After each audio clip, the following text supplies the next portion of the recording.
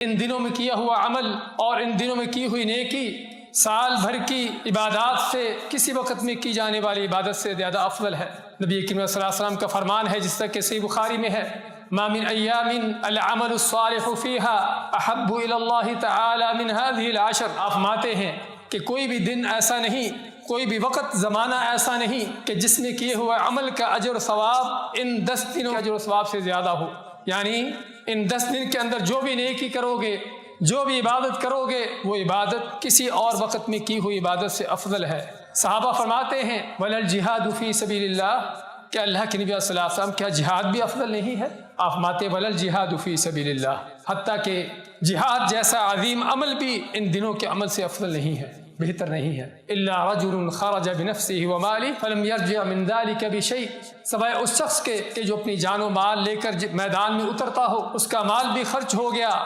جان بھی قربان ہو گئی، ہاں یہ ہے کہ جو اس سے افضل ہو سکتا ہو۔ اس حدیث پر غور کرنے کی ضرورت ہے۔ جہاد کے بارے میں ہم جانتے ہیں کتنا مشکل ترین کام ہے کہ جہاں دنیا کی ہر چیز کو قربان کر کے، اہل و عیال کو، اپنے گھر کاروبار کو، دنیا کی ہر چیز کو چھوڑ چھاڑ کر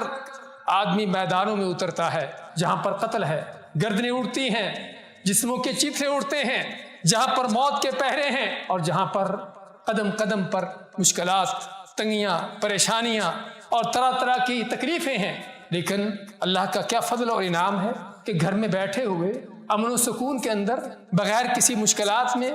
بغیر کسی سردی گرمی میں، بغیر کسی خطرات کا سامنے کیے ہوئے، گھر میں بیٹھے بیٹھے ہی آپ کو کسی نیک عمل کرنے کا اس سے زیادہ اجر مل جائے جو جہاد کرنے والے کا ہے۔ بھائیو، اس سے بڑھ کر اور کیا اللہ کا فضل ہو سکتا ہے؟ اس سے بڑھ کر اور کیا غنیمت ہو سکتی ہے